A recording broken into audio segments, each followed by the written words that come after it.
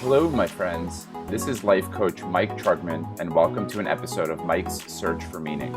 I'm after some big questions. Why are we here? What makes a fulfilling life?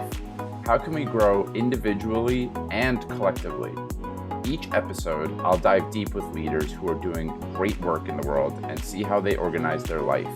Books read, value systems, resources used, and stories that show how each of you can create the life and the world of your dreams. Kevin, my friend, welcome back to the show. Welcome back to Mike's Search for Meaning. Mike, thank you for having me. It's been a while, and this was a nice, unexpected little surprise to end my week here. So, thank you for the invitation. There's nothing like an impromptu podcast to talk about sensitivity. And this is a topic that we bonded over. It's actually the way that we were introduced. I don't know if you remember this, but I was networking. I won't share her name, but I was networking with a lovely woman who also shared my Myers-Briggs personality type, INFJ. So shout out to my fellow introverts and feeling types in the world. And she said, "Oh, I know someone else who's an INFJ, you, Kevin." And we were connected in that way. But I think one of the things that immediately emerged in our connection is that we had this shared, we were starting to connect with the fact that we were really sensitive and had a hard time making sense of that in corporate roles. And your background is in recruiting, mine's in accounting, two very time driven. I mean, every business is profit driven, but there are a lot of ways that it can be very confining for really any person, but especially for sensitive people. And so I think a really good place to start here is for both of us to share a little bit about our stories and how have we related to our sensitivity over time, and what was it like to learn about yourself in the corporate world, and how have we worked through it. So the title of this episode is going to be 5 Ways to Thrive as a Sensitive Professional. But I think in order to learn how to thrive, we have to connect with where we came from. And so I would love to hear, Kevin, from you about your own journey of discovery around your sensitivity and really the challenges with that. And from there, we can move into all the ways that we celebrate it today. Absolutely. For me, it was very much a journey of being a sensitive professional without identifying myself as such. And I think largely because I didn't recognize myself as a sensitive individual until really after the fact, after kind of feeling the effects of it to an extreme degree. It's been a lot of learning since then. And I think what sets up this conversation and my ability to have it with you is really learning a lot of lessons the hard way that hopefully we can, share some of our experience and some of the insight that we've gained that for me has been a lot of, those hard lessons of I've learned what happens if you don't do this for yourself. That's been a lot of the theme of my story. It's living in a, like you said, recruiting, really sales role for the bulk of my career. It's a highly competitive, highly self-driven, go, go, go, achieve, achieve, achieve, do more, do more, do more. And I think a lot of people and a lot of workplaces in our society and in our culture nowadays are like that, even when you wouldn't expect necessarily. When I think of accounting, where you come from, or medical fields, things like that, where I know people who never thought they would be getting into such a sales type of environment, such a competitive type of environment. They're there to help, provide a service, do crunch numbers, sit behind a desk, whatever the case is. I think so much of that culture seeps into our kind of smaller cultures in the workplace and really drives us and pushes us.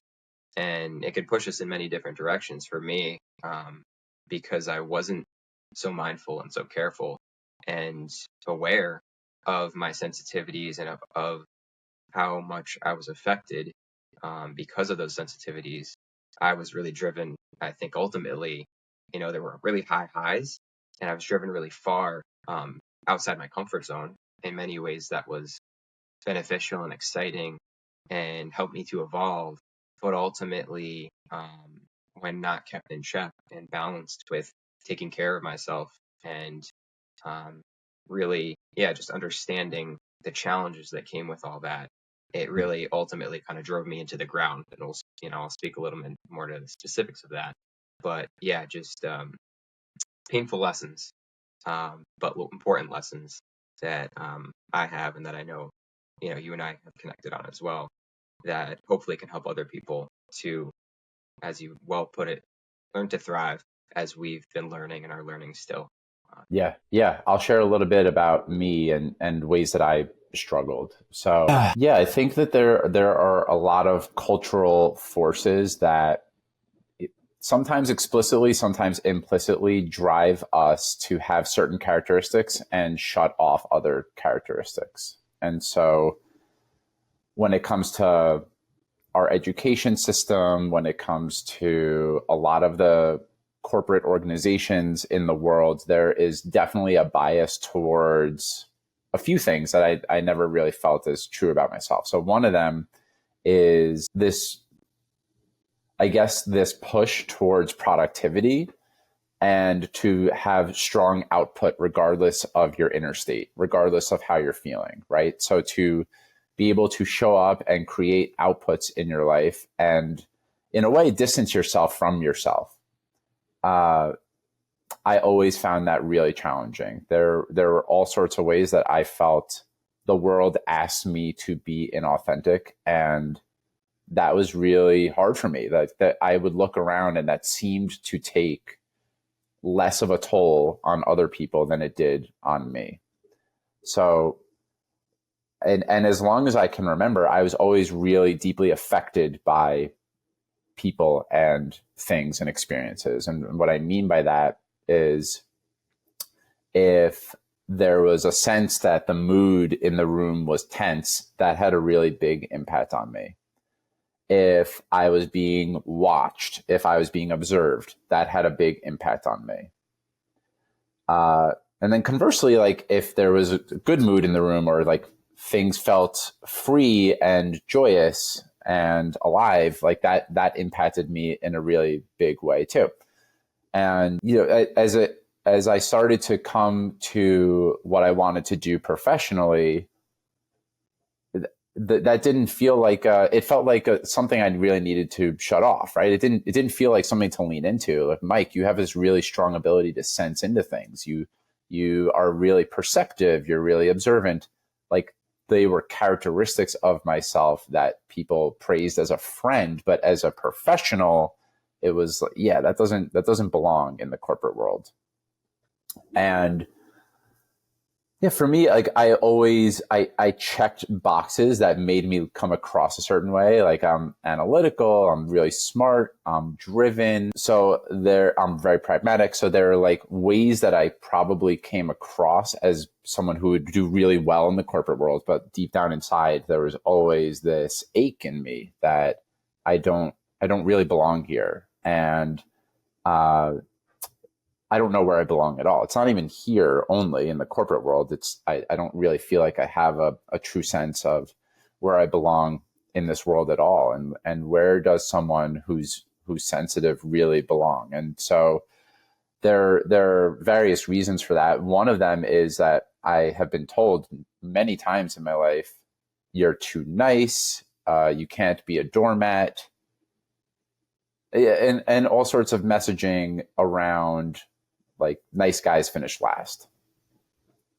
And that always felt really hard for me to internalize. So there are, of course, many other elements of my story, but I always was the type of person that people could open up to and feel really safe with. And that felt like something that lived outside of the professional realm of things. Like I said, it made for a good romantic partner. It made for a good friend. But when it came to having a really successful professional life, it was really hard to make sense of like, how do I exist in this really competitive world where a lot of aspects of myself don't really feel like they belong. So I'll pause there. I think that we've started to get cooking a little bit here. Is there anything else is there anything that you want to push on a little further based on what I shared, or anything that's bubbling up for you before we get into the 5 ways to thrive as a sensitive professional? Yeah, definitely. And thanks for sharing. I feel like a couple things there really resonated with me. And, I know we've connected on this before, but just to me worth highlighting is one of the pieces. I think that at the core of a lot of what you're talking about is empathy, which we didn't Hmm. necessarily name directly, but when you talk about being sensitive and feeling the energy of others, I think a lot of that has to do with being a really empathetic individual. And it's kind of, you can go chicken or the egg here, right? Does being a highly sensitive person make you highly empathetic? Does being highly empathetic make you sensitive? I think yes and yes. Whatever direction you want to go with it. I think that's another piece of kind of what we share and what has shaped our experiences. And I'll speak for myself on this. I know that just to kind of take it back a little bit too, to growing up, being someone who was very quickly in life labeled as shy, I think that Mm-hmm. led into, and kind of evolved into this understanding of us being a sensitive or a highly sensitive person. To me, shyness, it's something we've talked about a little bit in the past, is something more of an active state, right? Not necessarily the stigma or the label, as it often felt like, oh, you're just a shy person. But no, I'm being shy. And why? If I think about that now and reflect on, well, why was I so shy? Why was I acting so shy? It has a lot to do with fear, resistance, hiding, kind of withdrawing, because of feelings of anxiety, fear, nervousness, all the kind of stuff that those limbs of the fear tree, right? Yeah. And a lot of that to me has to do with, you know, we feel fear when we perceive a threat. And for me, that was always a lot about social situations, and the being around more people, the more it would escalate, right? So growing up that way, I didn't understand or conceptualize or ever have somebody talk to me about, oh, this has to do with sensitivity, this has to do with empathy. In recent years, I've had numerous people call me an empath when I was just sharing my story or experiences that I've had, and kind of out of nowhere, impromptu, they're, matter of fact, like, oh, you're an empath. Oh, yes, you're a highly sensitive person. And since I've come to kind of lean into and learn more about those aspects or monikers for myself, it's felt more aligned, and it's also being reinforced by my conversations, by my outward experiences. And yeah, that a lot of that came up for me as you were speaking, just thinking about, and I think it's largely really integral to this conversation that we're going to have, which is more about us as adults, as professionals, but the experiences we have as young people, as children, are really what shape our entire future, and it's Mm-hmm. kind of repeated patterns and evolving patterns, ideally, of those experiences that we kind of carry through the rest of our lives. So yeah, just to kind of share for me, growing up, um, feeling the energy around me, whether it was from caregivers, people I was close to, or complete strangers, or people in between who I was friends or acquaintances or kind of extended family members with. I remember some experiences that reinforce this, and I know just from anecdotal evidence, yeah, I was often a shy person. I was often acting very withdrawn and very quick to go back into my shell, the times I came out of it.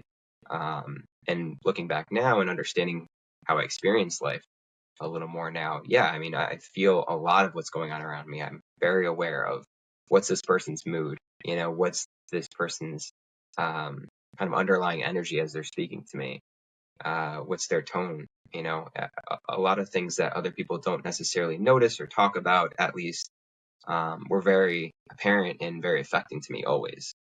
So, that carries forth into thinking about in the professional world, right? In the professional world I was into and kind of thrust myself into, just to kind of set that scene again. Like I was in sales and recruiting because I pushed myself to be in those places and to put myself in environments and situations where, like you said, it's a lot about productivity. It's also a lot about socializing, and that wasn't a coincidence for me. I really, growing up, had an intention to get out of my comfort zone and to really stay out of it. Like I wanted to grow out of my sensitive personality traits. I wanted to grow out of shyness. I wanted to grow out of being so affected by, other people and energy and conversations. And so I really, I didn't necessarily think about it exactly in this way, but a lot of what I was trying to do was to make myself much less sensitive, to kind of desensitize myself to the world and to people around me. And that's what really drove me into the career that I went into, to be in sales and to be, working in a loud, noisy office with tons of people, with tons of personality, with tons of, interactions. Like, I really did succeed in that aspect of, at least challenging and kind of grinding on my sensitivity over a lot of exposure to all the things that really affected me so much, and kind of bring it back into what our conversation is going to be about. It was after many years of feeling so much empathetically, feeling so much of the energy around me and having it really take a toll on me and push me out of my comfort zone, also push me away from myself in many ways, away from who I am, as a great word that you use, as authentically who I am, being a more sensitive person. It was kind of by losing myself in a lot of ways and getting pushed in so many ways from who I am that I was really forced to take a stand and kind of reclaim that and maybe really, claim it or embrace it more than I ever had before. Like stand on that ground of I am a sensitive person and I do want to learn to live that way and learn to thrive that way. Yeah. So I don't know if this is exactly the way that, and I don't know who to attribute it to, but there's a saying that goes something like this. If you don't own a quality about yourself, it owns you. And so what I'm hearing in a lot of what you're saying is that if we can't own that we are sensitive or shy, and we start to tell ourselves a negative story about those things, they start to become, not only do we hide from them, but we start to orient ourselves in the opposite direction. Like being shy is bad, so therefore I must learn to be really outgoing and social. And being sensitive is bad, and so therefore I must learn to close off my feelings and just like John Wayne my way through life and be like hyper masculine and focused and steadfast and all the things that a lot of old school guys portray. And what I have learned, Stereotypical. don't show any vulnerability I've or heard it called weakness, right? I just wanted to throw in there. I've heard it called the man box. I like that one as it's kind of a catch-all for those like stereotypical masculine traits that, as not for nothing, like we're coming from the perspective of men, of guys who grew up being sensitive. And I think there's definitely a different, not, harder or easier, but a different experience being a man who's sensitive versus perhaps being a woman or Yes. someone of a different kind of gender category.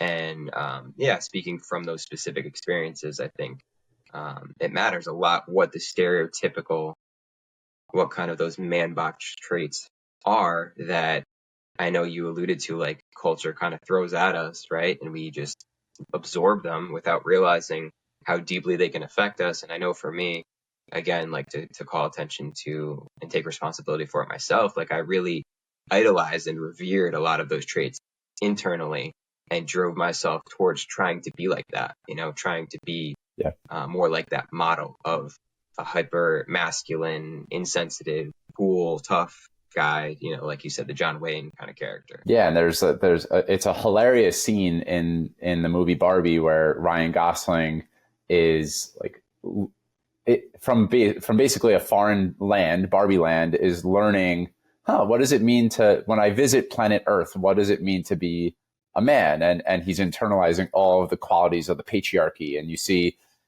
big, buff, sweaty guys who are crushing it at the gym and, slamming beers down and watching sports. And I love a lot of those things. And I've always been a huge sports fan. I still am. And this leads really well into the 5 ways to thrive as a sensitive professional. when we shut off aspects of ourself, they come home to roost at a certain point. Those qualities rear their ugly head in some way. If we try to hide from who we really are, then we're not going to really thrive. We might even get exactly the things that we're told we should want and that we believe we want, but there's that achy, empty feeling still persists inside. And I feel like that is just a part of the human organism. So I'm going to name the 5 ways to thrive as a sensitive professional, and then we can go into each of them in some depth.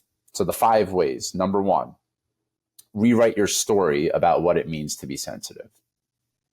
I think this is a really huge one. We've started to dance around this one.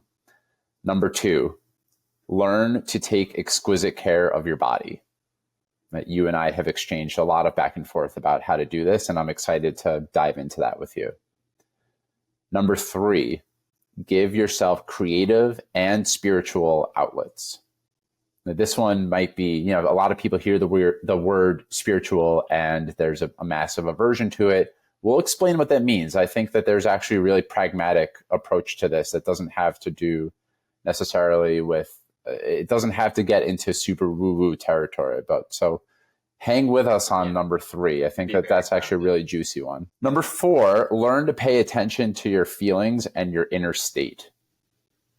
That's a huge one. And 5 is to create space in your life. So room for breaks, room for space, room to drop in with yourself. Those to me are 5. There are, of course, many other ways, but those are the 5 ways. But I really meditated on this and thought about how have I learned to not only just exist a little bit better and differently, but like how have I learned to thrive as a professional? And it's not easy. It's especially if you're in the corporate world, like we've been talking about, it's not easy. So the first one is learning to rewrite your story about what it means to be sensitive.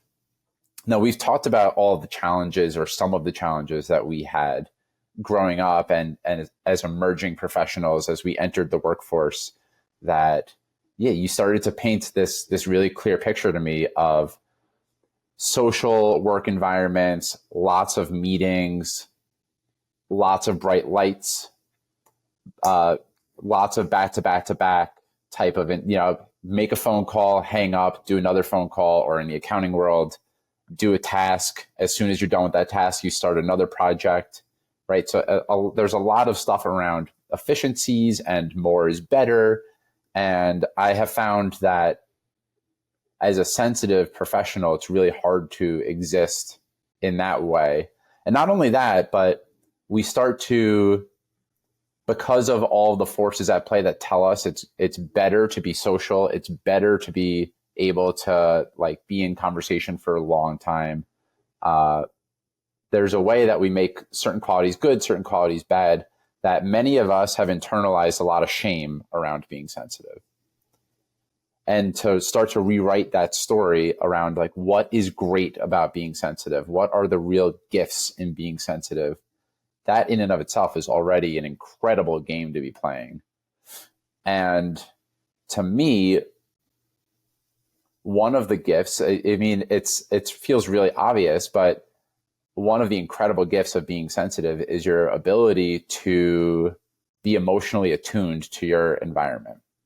Now, in the corporate world, this would be called EQ, probably, emotional intelligence, that every single leader, it's over time, it becomes pretty apparent that the technical skill and being productive are probably at a junior level what are most important, but your emotional intelligence is what separates you as you go further and further up the ladder, which is hilarious in a lot of ways. And you could call it hilarious or heartbreaking because it's like, I think the emotions get shut out of the workplace so easily. And especially, I'm just sitting with the ways that early on in your career, it's like you're not really rewarded for where I was getting with emotional intelligence is the way to actually have cohesive teams isn't to just have people who are really good individually at doing their job. It's to have teams that exist well in understanding each other and understanding the full human. And sensitive people, bring that gift in spades in ways that most other people in my experience aren't able to tap into. So the human, it's not usually until you ascend to a certain level that the human side of your work is really rewarded financially. But it's ironic that that's actually the thing that ends up creating the most, if at all, yes. But it ends up in the long run being the thing that everyone is asking for, right? That's why executive coaching is so popular. And so it's a tough game to not have that squashed out of you. But I think the number one most important thing that we can do as sensitive professionals is start to tell more empowering stories about the gifts of what it is to be sensitive, to be that cherished person that people can go to when they're having a hard day, to be the person who says, this something feels off in this room. Like, is anyone else feeling that? This deadline doesn't feel reasonable. I'm sensing that something's off. I could feel that there's tension here. Like, that is such valuable information and feedback. And sensitive people are the people that can tap into that a little bit earlier than the average person. So yeah, I want to kick it back to you here. I think that there's other ways that it's incredibly empowering to be a sensitive person, but just the ability to tune into like the different energetic states of yourself and of others and of teams, like that is invaluable in the workplace and in your life. Absolutely. Yeah. And I love this first kind of, it's almost like an umbrella, right? Like you mentioned, there are lots of different little ways to help yourself thrive. But I feel like this is a great way to kind of open the umbrella of like, yeah, when you're in the rainstorm of sensitivity, like what's a big way to change the game? Rewrite the story. You know, we in the coaching world, right? We call this reframing a lot, and we do it all the time, and we help encourage people to do it all the time because it is the biggest way to just shift gears when you're going in a direction that doesn't feel good, that doesn't feel right, that takes you away from yourself in whatever way. You need to shift things, and how do you do that? Well, a lot of it is a mental game. It's how am I perceiving what's happening? How am I describing what's happening? How are my internal thoughts telling me this is affecting me? And that has a lot to do with how it actually affects you. So I think you hit on a lot of key points in there. I just want to come back to first and foremost, when you mentioned to me, the idea of this conversation, and I started getting some thoughts going and jotting down notes of, all right, what are things I'm going to talk about, and what, does my story have to do with? A lot of what this revolved around in terms of my previous experience as a sensitive person, and I kind of alluded to it earlier, I think too, is shame, right? And you said the word right in there, was to me a lot of the story for me, and I think something we share and other people who identify or are starting to identify themselves as being more sensitive.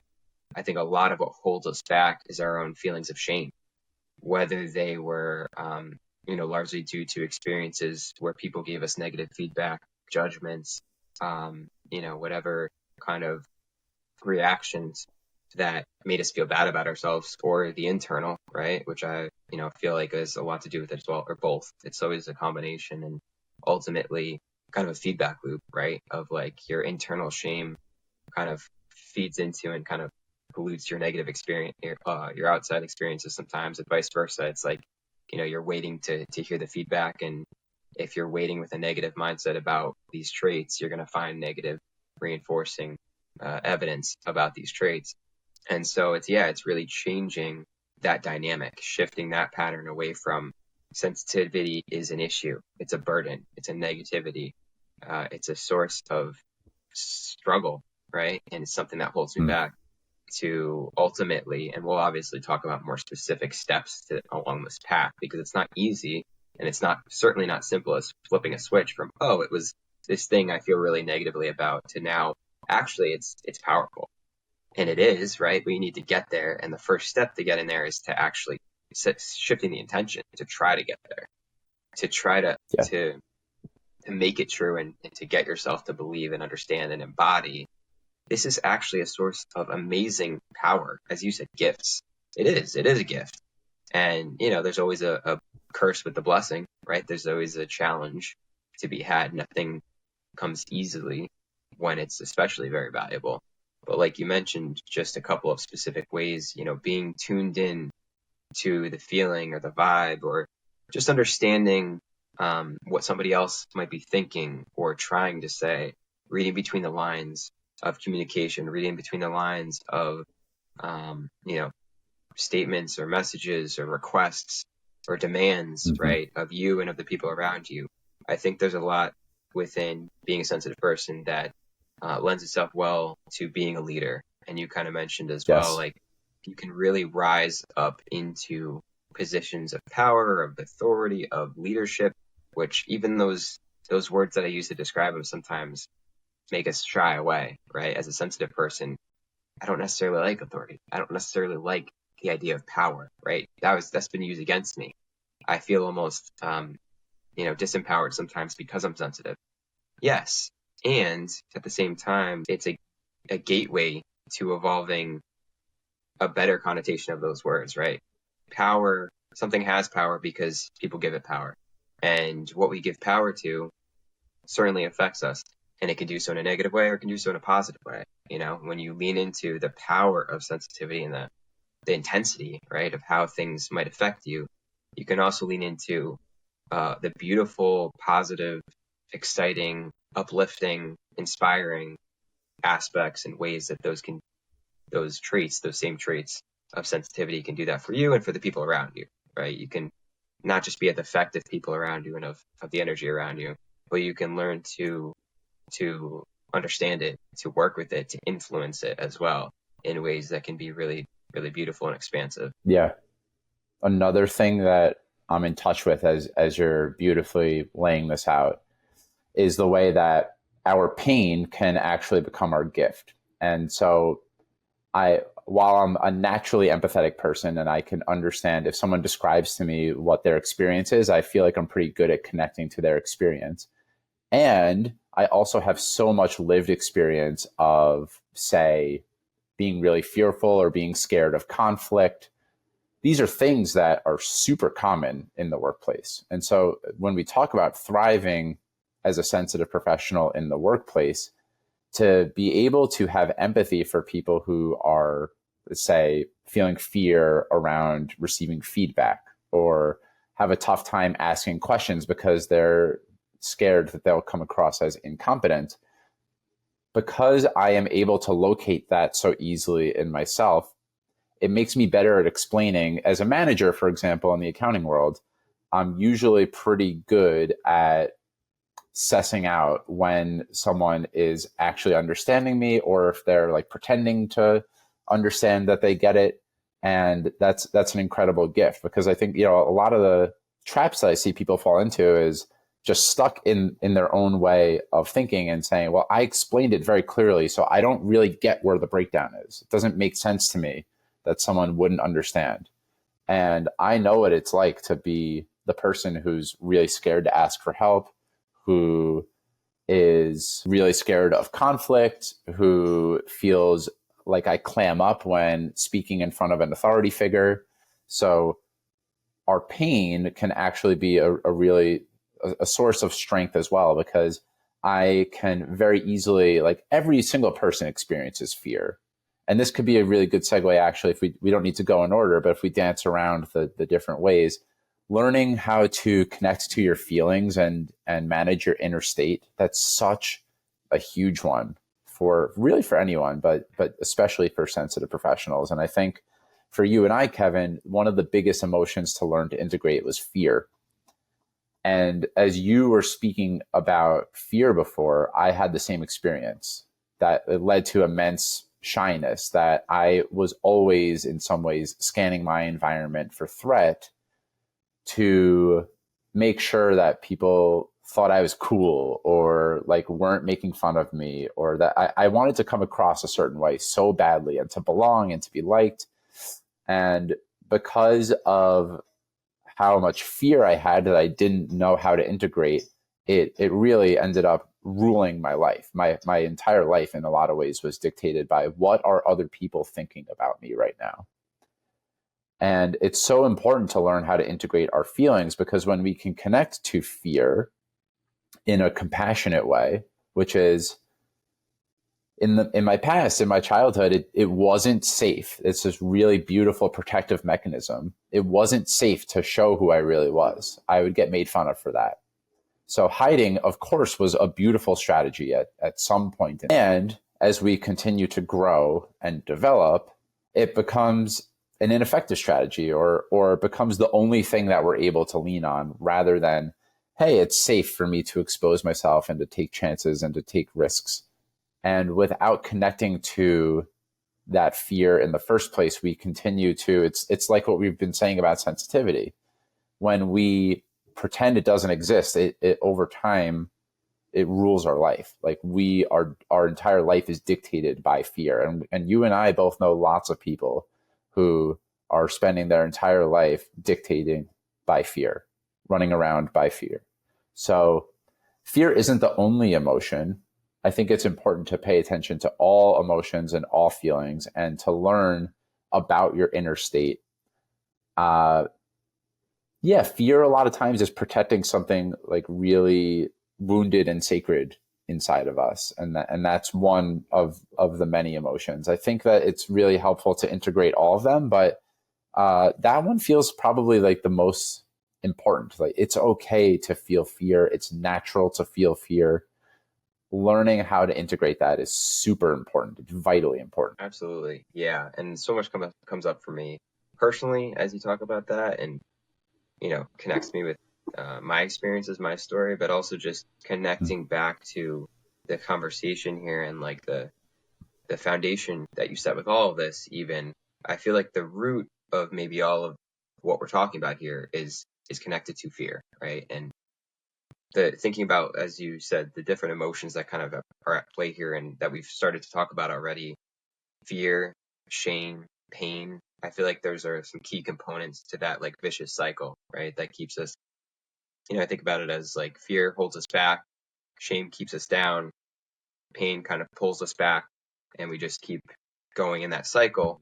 And it's hard to find a way out of it. And that brings me right back to thinking about the foundation you set for this conversation of how to thrive. It's, reframing and learning to rewrite your story. To me, this second piece that we're talking about here builds very nicely on the first one, and kind of builds into that, right? When you're rewriting your story, you have to get in touch with the feelings that were making the story such a negative experience for you.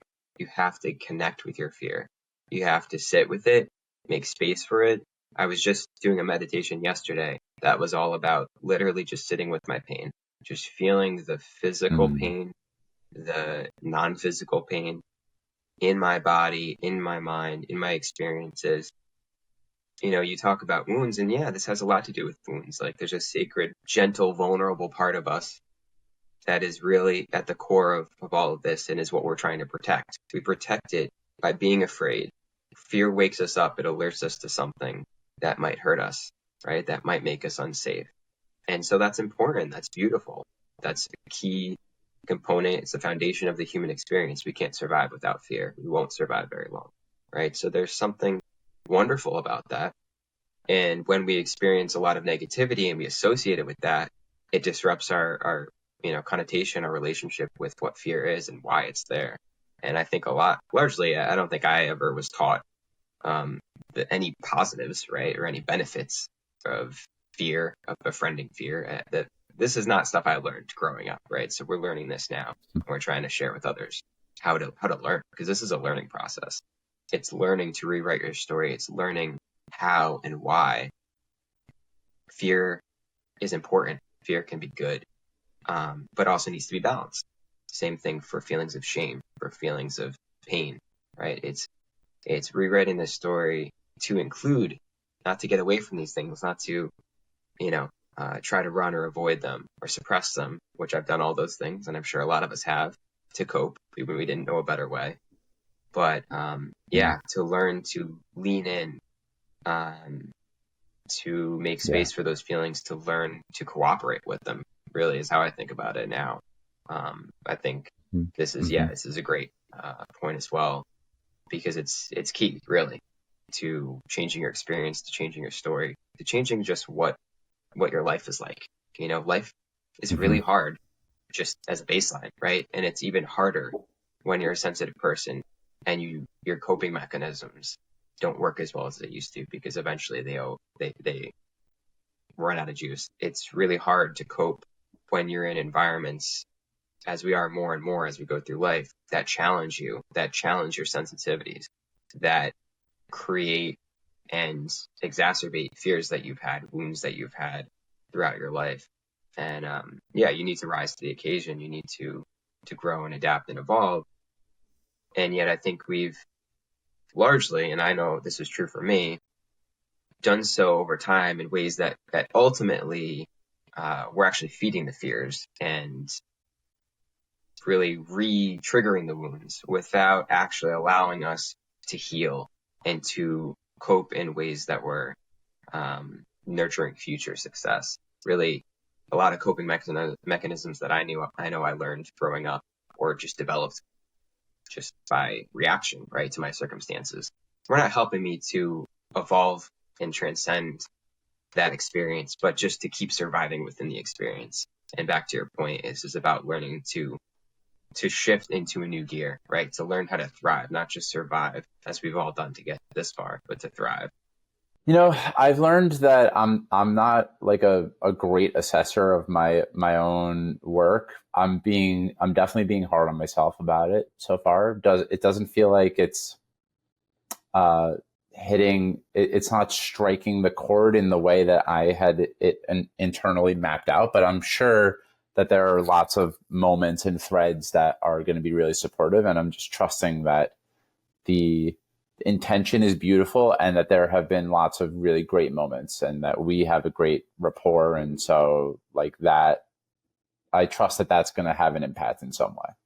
How about you? Yeah, no, that sounds good. I do want to stay with that for a moment in the spirit of making space, right? And feeling the feelings. I feel like there's something there that I'm just curious about. And I just want to ask, why? Sincerely, I feel like there's something there that maybe could be more fruitful to bring into, to carry in mind maybe through the rest of the conversation. Like you said, it's not necessarily feeling like it's striking a chord. And I feel like there's something there that to me is I feel like there's something maybe that could get us a little more honed into something there. So why do you feel like it's not striking that chord? Yeah. I guess part of it is what I notice in myself is when I try and go to a reductive 5 ways to thrive or 3 ways to do this. There's a way that I'm trying so hard to be profound and that and there's a part of me that is really tracking the who's going to listen to this and go, wow, I want to work with Mike as a coach, right? And so that I think that what I'm perceiving in myself is that I'm trying really hard instead of just really relaxing into who do I want to serve? Who do I want this conversation to land with? And can I speak to a real place of deep truth within me instead of trying to speak to the truth or figuring out. And so it feels a little bit inauthentic the way that I have set up the conversation in the beginning so far. I don't know if that strikes as true to you. Well, I'm glad you shared it. I don't have obviously the same, I'm not in the same seat that you are, right? So I don't have the same, lens to judge it from. But I think it's important that you bring that out and, give space to it, first and foremost, because it's probably going to be less affecting as the rest of the conversation goes on, no matter how true it was before or not, right? Yes. But I feel like it's really valid, having been in a similar seat and also just in general, where our inner critics are always going, but especially when it's it's your thing, you're responsible and you have a lot invested, right? So first and foremost, just to acknowledge that, super valid. How could you not be feeling that? No matter how well, there's no measure telling you, there's no bar on the side telling you you're doing it perfectly. So you couldn't possibly not be feeling and thinking what you're thinking and feeling. It doesn't necessarily mean it's true at all. It just, how could it not be there? Because there's nothing telling you this is successful yet, right? Yeah. So and it's and thank you for that. And it's just go ahead. Part of what you're asking. No, I was just gonna say part of why I was asking is I feel like it's important to give space to it in general, but also It's like once you acknowledge that those things being there, you can see if maybe there is something, right, hiding behind that, or that we just like you weren't aware of yet. But maybe there's a nugget of insight that really can like boost our conversation, like enhance our conversation. Like I don't know if there's something that was supposed to click, right? When you set the intention for this, when you started brainstorming, like maybe Mm. it hasn't clicked yet and maybe it needs to, I don't think we can control that. And to your Yeah. point, like trying to make it happen isn't going to make it happen, but reconnecting with that intention could make it happen. Yes. Yeah. I mean, the big thing right now is I'm trying really hard instead of just relaxing into the truth, which is I care so much about working with and serving sensitive people. And that is, if that spirit comes through, then it doesn't really matter if I nail the point about how to take care of your body, or if I spoke to the exact way to integrate fear, right? And so it's been helpful. There's, I guess, I was resisting my own fear about coming across as perfect and buttoned up, and like I have to show that I am this thriving professional, and part of that is actually I have all of the right answers and I've got it figured out. But yeah, and I think I would really want to keep this part in the conversation in the ultimate release recording, because it's true. Like I really care about serving people, and uh, this is it's like very meta, but being able to show up is like, yeah, sometimes we're a little bit messy, and that's totally fine. Like I don't claim to have all the perfect answers, and I never will. And there's something really beautiful about relaxing into that. Yeah, that's awesome. And that is beautiful to think of it that way. Like this is it, right? Like I have a similar resistance to you in terms of the lists and the like really formalizing what is such a personal experience. Like, the personal experience keeps wanting to come out, right? Because that's what connects with people. And this, like, if you do keep any or all of this, whatever, like, wonderful, right? Because it's messy, but it's real, and it is the why of this. Like, you're not doing this podcast because you thought it'd be cool and catchy, and go viral to like have a list of 5 things. Like, you really sat and spent time and attention and energy to try to connect with valuable information that can help people who are somewhat like us, right? Or connect to our lived experiences, live their lives in a better way. Like you want to impact people's lives because you care about them without even necessarily knowing them. Like that is Yeah. what this is. To be a highly sensitive person, to be an empathetic person, to whatever you want to call it, to have these traits, to connect. Whoever's listening and connecting with this is like us enough in this way. Like when we took our little break just a few moments ago, what the main thing that was on my mind and what made me kind of smile as you're talking about this, I was thinking about, I don't remember what the next few points we were going into are, but like just one thing pressing on my mind to kind of bring into this conversation is just like how important it is to recognize that I'm a really caring individual, like not me as an individual, but me as a sensitive person, right? Like to recognize within yourself, you're having so many feelings about what's going on. You have a story about what's going on because you fucking care. Like if you didn't care, Yeah. none of this would happen. None of this would exist. If we didn't care, we wouldn't be sitting here having this conversation. We wouldn't have gotten to a point in our lives where it matters so much to us to have this conversation, to meditate on these things, to learn, to better understand how to thrive. You would just go about your life and just live it and put your head down and grind away like a lot of people do, or like, a lot of us do for a lot of the time. Leaning into sensitivity is leaning into how much you care. You are so affected because you care, because you have such a beautiful connection with your feelings.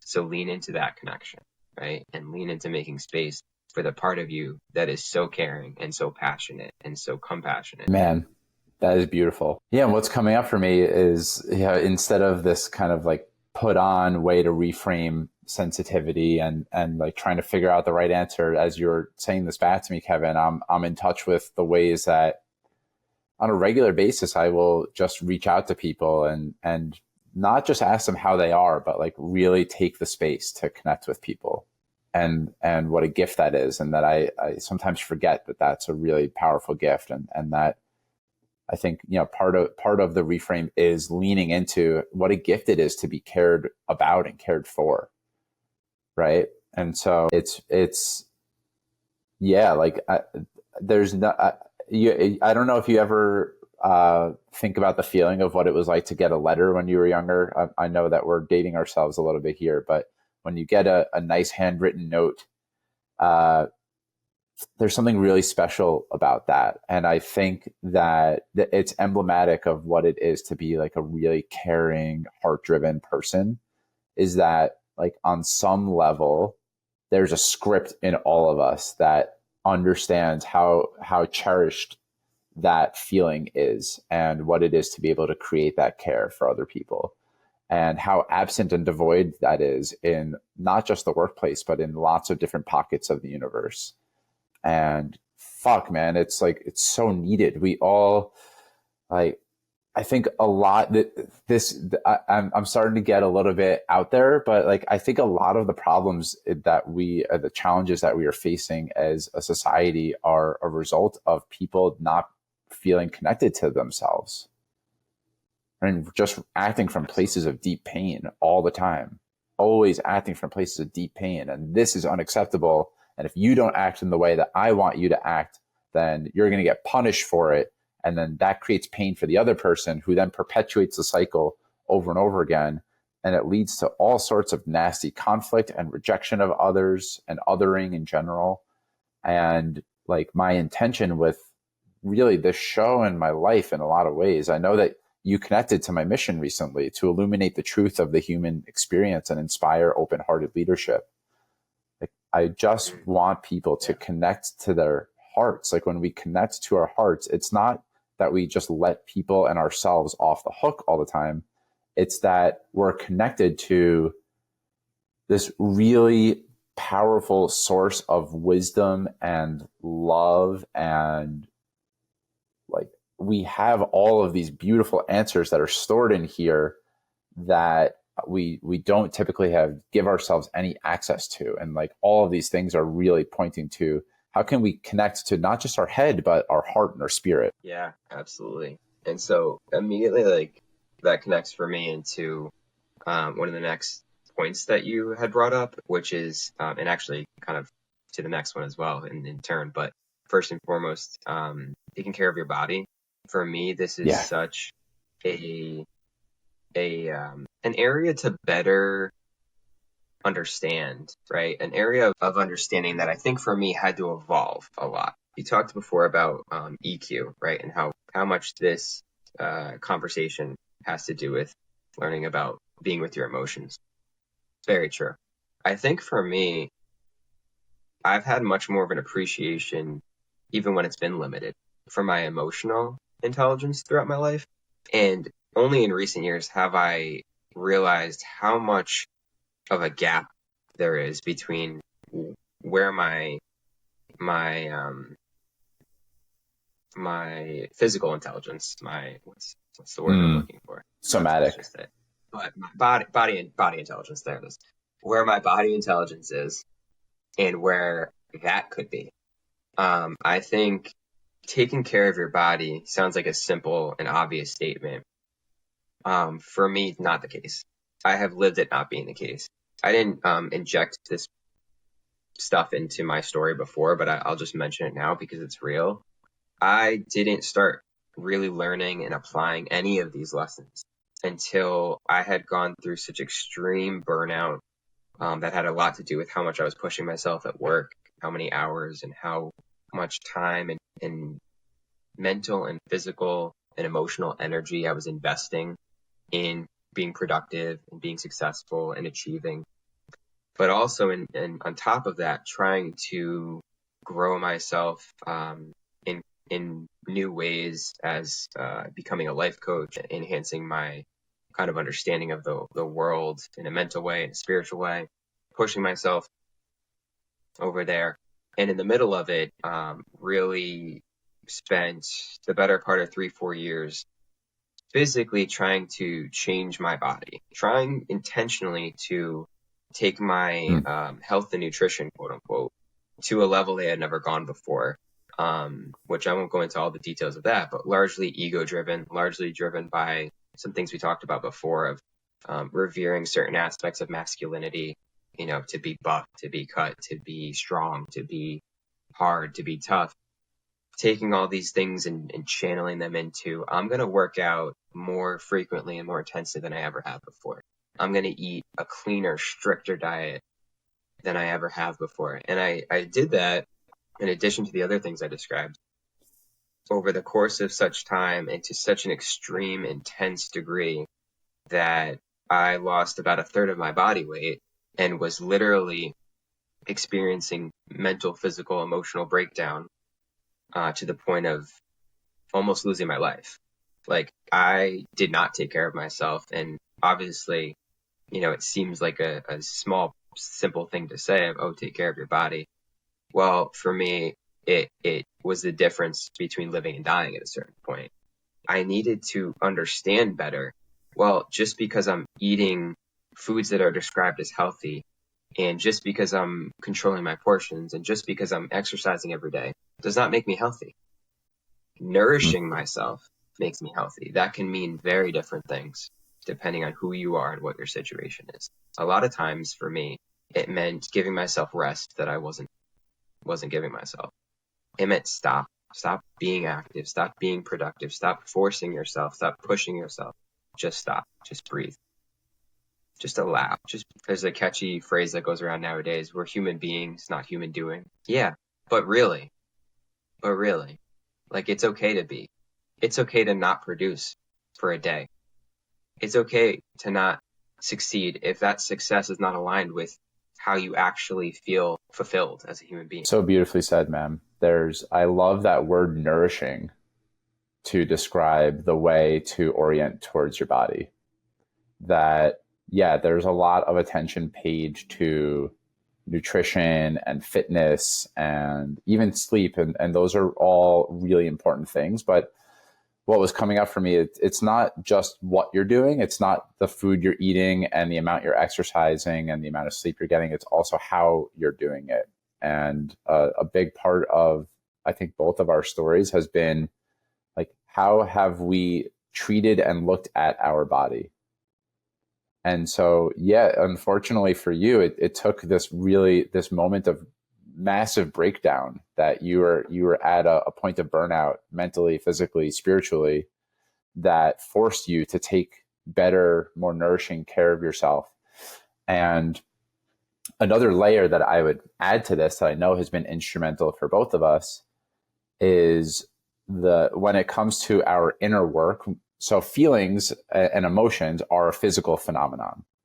And so there's a part of this is if we haven't learned how to feel the discomfort of fear in our body, then it becomes stuck in us. And books like The Body Keeps a Score have done a really good job of documenting this and giving us really practical scientific looks at the effect that it has to not process traumas, whether lowercase t or uppercase T traumas, and really just any moments that we have siloed away in our life. So, like, an example for me that was really neatly tucked away for a long time, and I've said this publicly before, but it bears repeating again right now.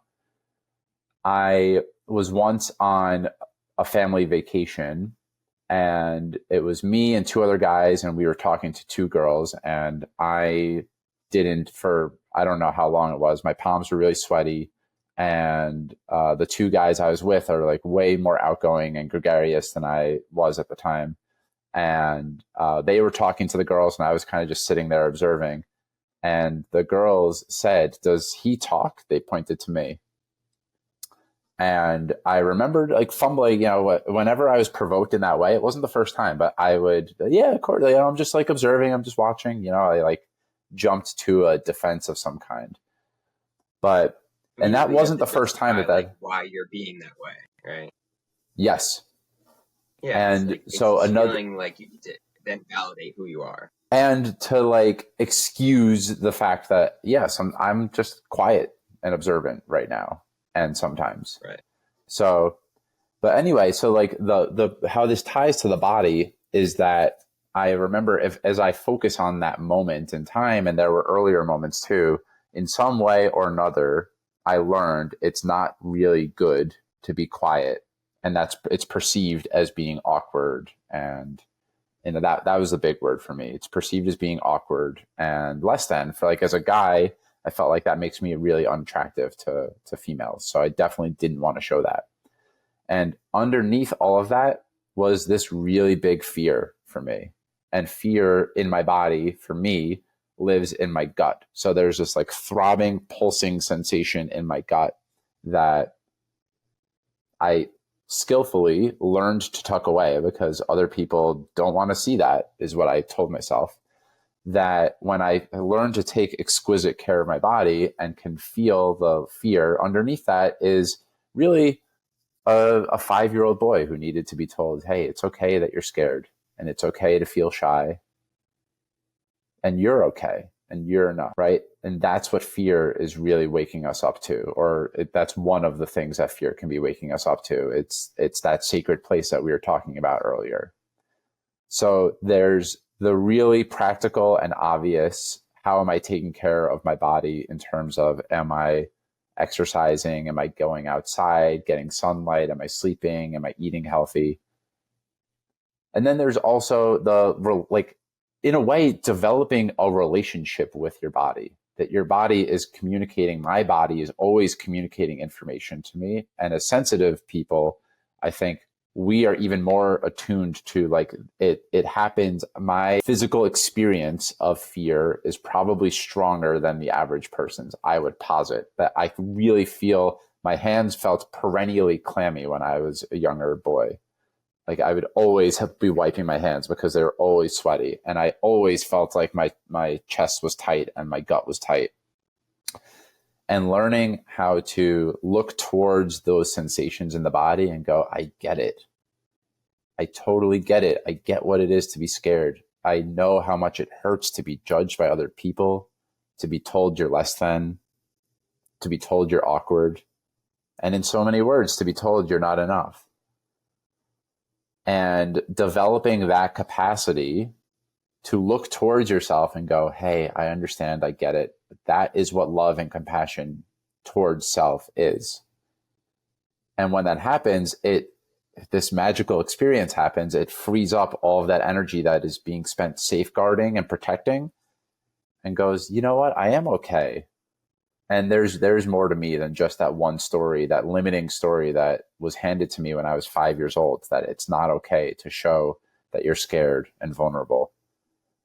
That when that energy is freed up, what I have found is that there's creativity that emerges. There's a real openness and genuine curiosity that I have. I love being in conversation with other people. Like, shyness is an experience that you were speaking to before that still comes up for me sometimes. But by and large, I've learned to trust myself to go, like I am interested in something about this person or would love to strike up a conversation about this, and have developed the resilience and strength to, if I experience something that I would call rejection, that yes, it hurts, but I've learned to metabolize that fear and pain in my body in a way that says, yeah, but I'm up to something bigger than this fear and this pain in my body. And so it's like, it's this two-way game of being able to hold that and also being able to stay connected to, yeah, like I love people. I really want to get to know people. And that's become like this emergent part of myself that I didn't even realize was there until I learned to connect to my body, my inner state, my feelings, and it feels so important to talk about that. Absolutely.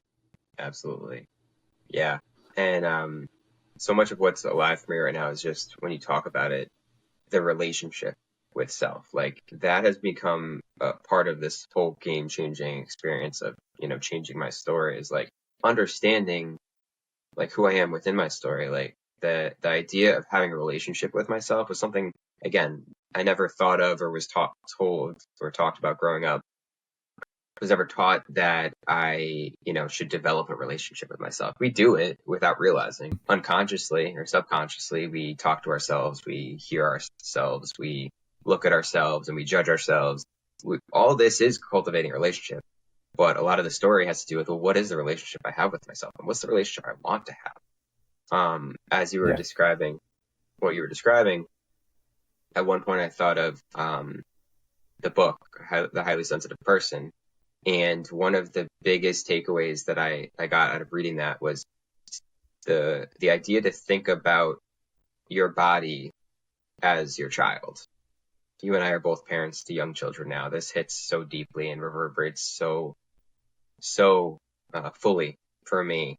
To think about in that context, how I'm treating my body is how I would treat my child, right? In a literal sense, it is how I am treating the child within me. To think about that has been so empowering and so overwhelmingly sad and heavy, and carried so much guilt and disappointment and feelings of, damn, like, how have I been treating this child? How have I been treating this body, this gift that sustains my life?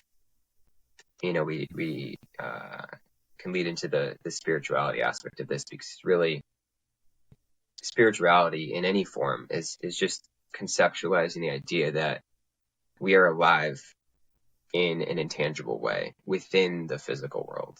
There tends to be this idea that we have to break away from as we kind of evolve in our thinking throughout life, that the physical is synonymous, right, with life, with energy, with who we are, that I am my body. No, it's way better than that. You have your body as a companion in your life. And to start to understand this, and again, I have a long way to go on my journey, right, of getting more intelligent, more aware, of embodying this more effectively.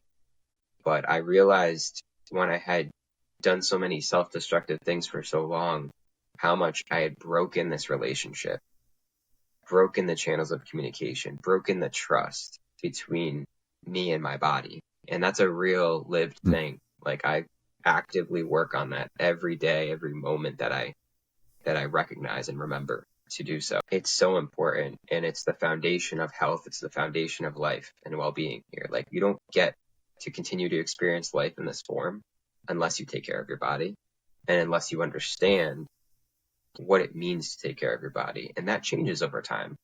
Like I said, it's, like we talked about before, it's not like a one-time deal, one size fits all of, this is what health means for me. Set it and forget it. That's what I'll do for the rest of my life. No, you need to continue to check in, to communicate, to sit with your feelings and your feeling, to sit with yourself and really be honest with what you're feeling, why you might be feeling it, what's being asked of you. What is my body asking me for? What would I do if my child, and I live this on a daily basis, and I'm sure a lot of us who are parents do, my child asks for things all the time, and it's never I have the same go-to answer. It's thinking about, what can I best do to honor their well-being in this moment. My oldest child is 2.5. He doesn't necessarily always have his current and future well-being in mind. I have to, but I also have to learn to tune into him and get less stuck in my own thoughts, my own ego, my own fears, my own shame, my own lived shit that we're talking about. That's all there, and that's all going to influence how I react or respond in this moment. And sometimes it's just about being patient, being quiet. What a gift to kind of just sit and listen and let the answers come. Not try to force the answers or regurgitate what I've been taught, but just to let the answers come and let him tell me, or let us, right, in combination, in relationship, tell me, oh, this is it. This is what is best in this moment. And just, you use the word before, serve. Like, we are here to serve. We are here to serve ourselves and each other. And, this planet, this universe that we're all part of. You don't have to think about that all the time. You don't have to focus on that all the time. Just be open to that, and it will guide you. We're delving into the little bit woo-woo spiritual thing, right, as we talk kind of universally about that. But yeah, it's all it's all just there. Chef's kiss. That was so gorgeous. Yeah, I recently was at a workshop at Omega Institute, and Don Jose Ruiz was one of the speakers. He's the one of the sons of Don Miguel Ruiz, and he talked about his journey to find the love of his life, and the love of his life is his body. And so what you like so beautifully laid out there is that all of us, the love of our life is our body, and that we actually aren't our body and we aren't our thoughts. And I'm not afraid to go into the woo woo territory right now. I think that there's something so delightful and just so much more enriching and creates awe and wonder in our life when we can just get off of only the physical material. If it's only real if I can see it, and connect to this source. Like, so for example, without getting too spiritual, Liz Gilbert, who's one of my favorite authors, she said recently, I heard her say recently, really, even the most skeptical person, when they talk about an idea that they had, will say an idea came to me. And if we slow down enough and just question that, where did that idea come from, right? There are so many of these unexplainable forces at play. And we've also probably all had the experience of those moments where something felt like it happened through us, would be one way to describe it, or we acted in a way or showed up in a way that we're like, wow, that you could call it flow. Something bigger than us was guiding us in the moment. And I have really actively worked. So one question I was going to have for you, Kevin, is like, how do you foster that relationship with your body and with spirit? One thing that I have recently engaged with is, well, one is just putting my hand on my heart and connecting to my heart and just seeing what arises as I breathe and listen to what my heart is telling me. Like, even if you said, hey, dear heart, what would you have me know right now? Or body, what would you have me know right now? And just listen for 5 minutes, really listening inwards and saying, hey, what's here? Are there any aches in my body? Can I pay attention to those aches? Is there any ease? What am I even experiencing at all in my body? Those are really beautiful ways to start. And one that I've recently started engaging with is, again, I'll invoke Liz Gilbert. She writes letters from love, and she calls love her higher power. And I like love as a higher power because it takes the G word out of it and it takes religion out of it. And everyone knows that love is really the answer at the end of the day. So if you write a letter from love and say, dear love, what would you have me know about whatever it is that, so for me, it might be, what would you have me know about my business? Or what would you have me know about this podcast? And Kevin, in a way, you are a stand-in for love in this conversation, where you said, hey, let's like pay attention to the information that, like, you're not convinced that this conversation's going so well. Let's like pay attention to that. And what a beautiful intervention. I can really feel the way that this conversation has shifted. And there was something like, I don't know if you would say that was Kevin that intervened in that way, or if there was a deeper force at play and something that was guiding you. And like, I find it really enriching to trust that there's a mystical force that is looking out for us. Like, what a beautiful thing to connect to that. Yeah. I think the most honest thing I can do in response is say, I don't know, but I'm feeling that. I'm feeling feelings about what you just said. And when you're talking about love, and what a wow thing to be sitting here as two, mid-30s men raised in the culture we've been raised in, and to talk about woo woo, right? Like, spirituality has a mental connotation, but love has an everything connotation of like, we're not going to sit around and talk about love, right? Like, let's go watch a game. Like, we're not going to sit here and have a conversation and like invite love in, right? Wow, let's invite love in. Because yeah, like it's gonna make it's going to make like 99% of people probably start to feel uncomfortable the more we lean into making that present in a very conscious way. Like I feel myself slowing down, right? Because of this like hesitancy that just lives in me, because it's so out of bounds. It's so out of the man box. It's so out of the comfort zone to be having a conversation right now, right? And try to like appeal to people and give constructive advice to people and give practical whatever to people, and then to just steer into love. But yeah, like that's what it all is. We find, left brain, right brain, who gives a fuck? Like we find ways to connect through whatever channels, through whatever avenues with that power. Call it love, call it God if you want, call it universal energy, call it whatever you want, or call it nothing, right? And just feel it and just understand as you listen or as you think or as you, cut off this podcast because you're done with it. Or whatever, as you live your life. To answer your question specifically that you kind of posed, I feel like it's a really simple and less pressurized experience than a lot of us think to connect with our bodies and to, in a larger sense, connect with like the idea of nourishing ourselves or loving ourselves. I think a lot about, I've heard people talk these days about meditation. It's becoming so much more present to be a thing in our culture. And I think there's both sides of it where like people are so far into it and people are so far out on it because they've struggled with it or because it's hard to really connect with like this very westernized experience of life that we've all been conditioned by.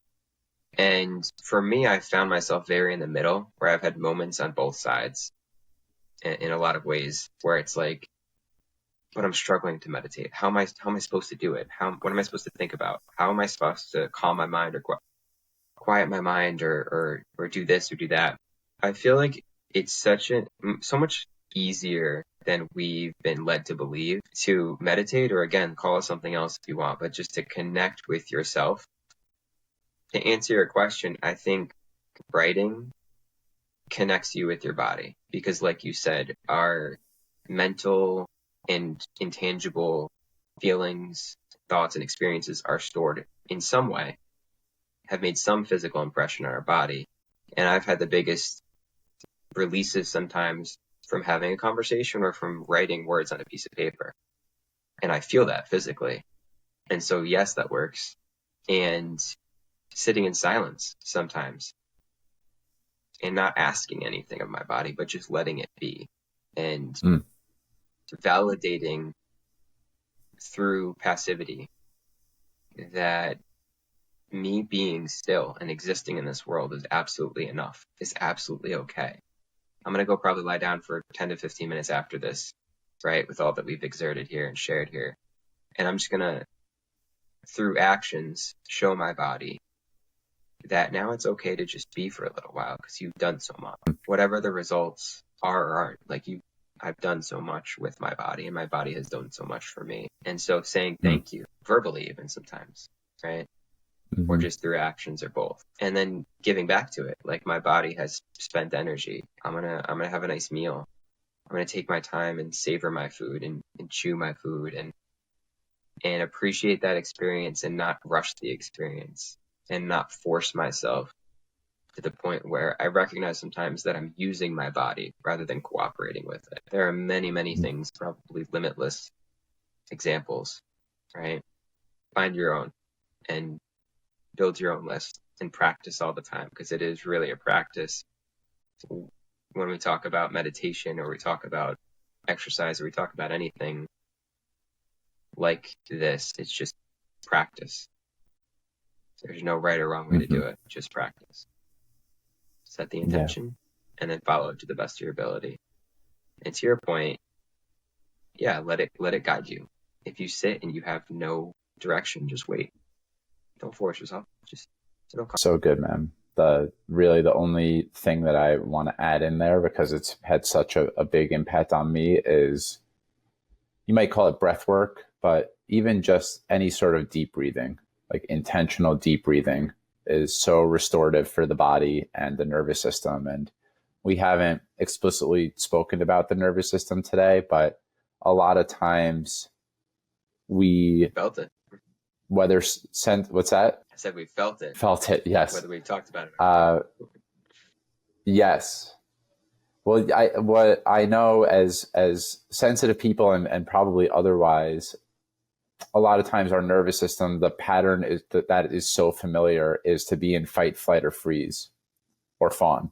Those are the four Fs. And the breath and all of the beautiful practices that you spoke about, Kevin, can start to create more restoration in our life and rejuvenation, nourishment, rest. It starts to show our nervous system that it doesn't have to be in reactivity all the time, that we don't have to be stuck in only that way of being. And then there starts to be a healthy, it's the parasympathetic is the rest and digest form of your nervous system, and sympathetic is fight, flight, freeze. Many of us are in the sympathetic nervous system all the time and don't even know. It's heartbreaking. We don't even know what the experience of being just at peace and in rest and digest, what that even really feels like, but for fleeting moments here and there. And so the breath is a really an added element to share for all the other excellent practices that you shared there, Kevin. So I feel that we've had a really complete conversation today. Is there anything that feels important to put a bow on it for today? Well, just to that last point you made, I like in my mind, I'm screaming, yes, amen. Like we sit here and have a very full conversation about a lot of different points. At the end of the day, the most impactful answers are the simplest ones, are the ones that we already know, but we try to talk ourselves out of accepting because it feels like they're not good enough, or we should be doing more, or we're so ashamed and judgmental that we even forgot for a second, right? The most literally affecting moments of my life have been revolving around what you just described, just breathing. Like, how am I breathing? Am I really slowing down and taking in and filling up my lungs or not? Like, I've had panic attacks. What a panic attack has a lot to do with is your imbalance of oxygen levels in your body, your brain not getting enough oxygen and panicking because you're missing the most important resource, the one most fundamental resource that we all need to live before water or food or rest or anything else. We need to breathe on a consistent basis to survive.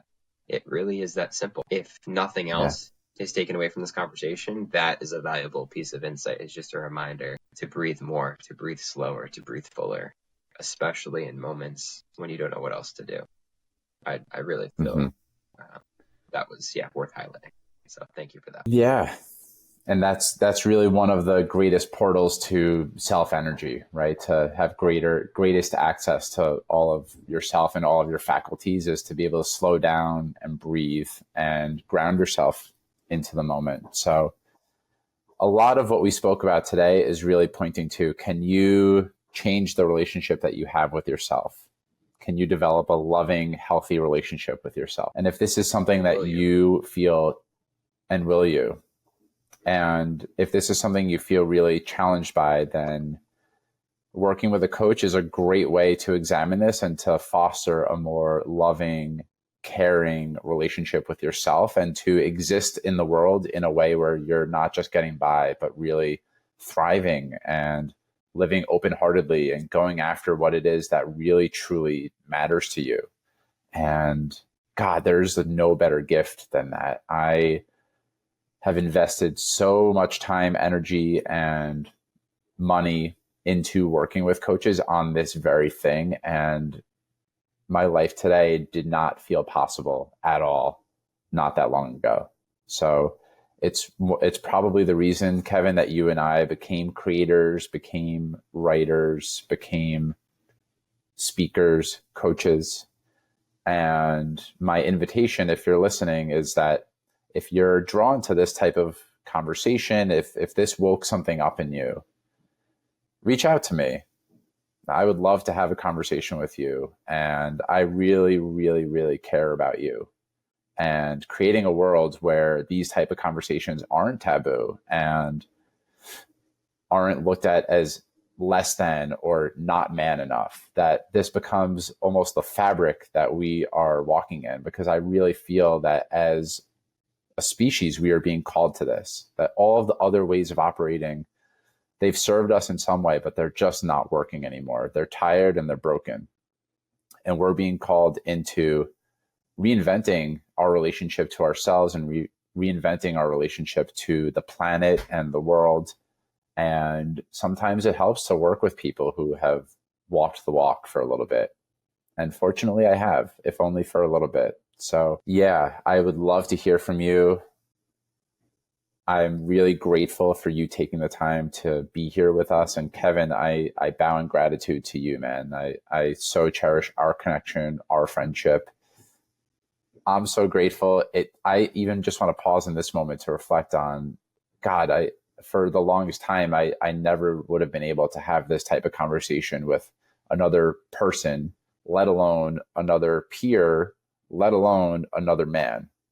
And it feels really fucking good to be able to do so, man. So really just appreciating you, appreciating our connection, and love you very much, man. Amen. Yeah, I receive all of that and I echo it. Absolutely. Love you, brother. All right. Thanks again, everyone, for listening, and have a great rest of your day or evening, and just sending you an immense amount of love. Thank you so much for taking time out of your day to listen to Mike's Search for Meaning. If you enjoyed it, please subscribe, share this episode with your friends, and leave a review. I look forward to seeing you next time, my friends. And until then, stay safe, stay well, and keep living with purpose. Peace.